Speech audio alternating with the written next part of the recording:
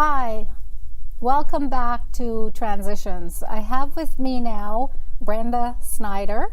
And Brenda, I was just speaking with Norma Kirkby of the Alzheimer's Society about older people and some of the cognitive changes and so on. But could you tell us a little bit about what is happening with the general population with respect to safety? Sure. One of the most notable studies indicated that an average of 4 million Canadians sustain injuries in a typical year that result in disruption of their normal activity. So that's a lot of people, and it can be broken down into a few different groups. Seniors, for instance, with them, 65% of those injuries occurred as a result of a fall. Mm-hmm. Adolescents from 12 years old and older, it was about half of their injuries were sustained as a result of a fall. And for working age adults, that percentage was about 35.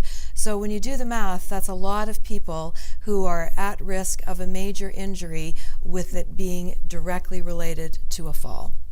Well, that's interesting. So are there some tips maybe or some suggestions that you can make to people? Sure, and I think we can all recognize that there are things that we do in our daily lives that place us at risk.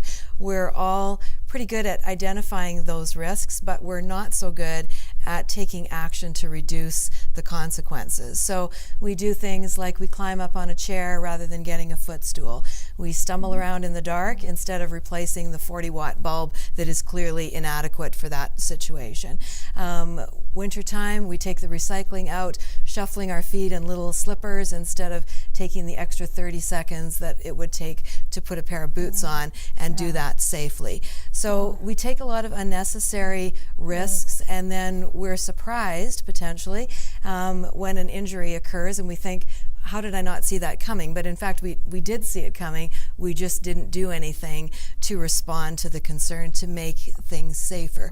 And we need to be more preventative as a population. Mm-hmm. At any age, and think that way, so that, as the old saying goes, we lock the barn door before the horse gets stolen, instead of waiting for that inevitable injury and are faced with a consequence that could have been avoided. So it looks like you brought some things in here with you today to show us some of the apparatus or equipment. Sure. Can you explain what you've brought in? I can. As an occupational therapist with community therapy, we see people predominantly in their homes and in long-term care facilities. But when we go to attend a visit in a home, we encounter a wide variety of people. So they might have really relatively minor physical challenges and mental cognitive disabilities, but there is a range of presentation that we can often assist in fairly simple ways. So some of the things that I've brought, I'm sure many people have seen previously, but it's good to know what's out there and what's available. So we'll start with the bathroom, since it is probably the room in the home that places us most at risk. There's so many people that have a slip, a near miss, where they think, if I had crashed down to the floor of the tub and hit my head on the faucet, I could have seriously injured myself. So a bath seat might be a good alternative to increase safety. This, of course, is the ever popular raised toilet seat that gives us a little bit added height. For a lot of people with a disability, the risk is most notable when trying to get from a low seat height into a standing position. So if we can make those low seat heights a little bit higher, then the risk is reduced. This is a furniture raise, so you would buy these in sets of 4. They are adjustable in height by little blocks that go inside, so you can lift up a favorite couch or a favorite chair so that someone is not exerting themselves with every effort of trying to get up into a standing position. The grab bar, again, in the bathroom, is probably a very common device that's placed strategically to meet the needs of that individual. So we often would place 2 in the shower stall, one to help step over the side of the tub, and then the second one to perhaps steady someone during a shower while they're washing their hair and they put their head down.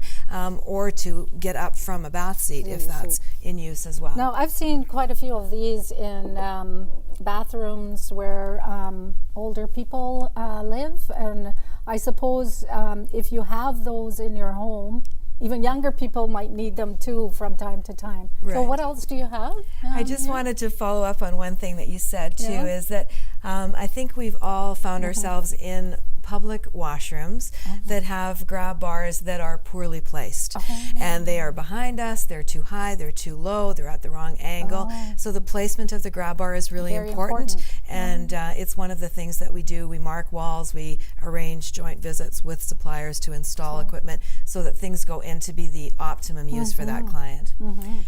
This is a portion of a bed rail, so I didn't bring the whole thing, but suffice to say that it would go along the side. It has extra pieces here that go between the mattress and the box spring. So it's great for helping somebody who has a physical limitation roll over in bed, get into bed perhaps from a wheelchair, to assist themselves from sit to stand, and also to avoid actually sliding off the mattress when they're in a seated position. And then lastly, I brought this transport wheelchair. It is extremely lightweight, which you can see by how easily I'm moving it. It's a godsend for many clients and also their families because it is so easy to lift the wheelchair in and out of the car. A fully designed wheelchair with larger wheels on the back is a very heavy, awkward piece of equipment. And as someone has brought up, it's very important to take care of the caregivers as well. And it's really a positive step in helping make sure that someone transporting the wheelchair is not getting hurt lifting the item in and out of a car. So can you give us just a quick synopsis of a major transition, like an individual who had either an injury or an illness and they had to make a big change in their home? Sure. Just a quick synopsis for us. Sure.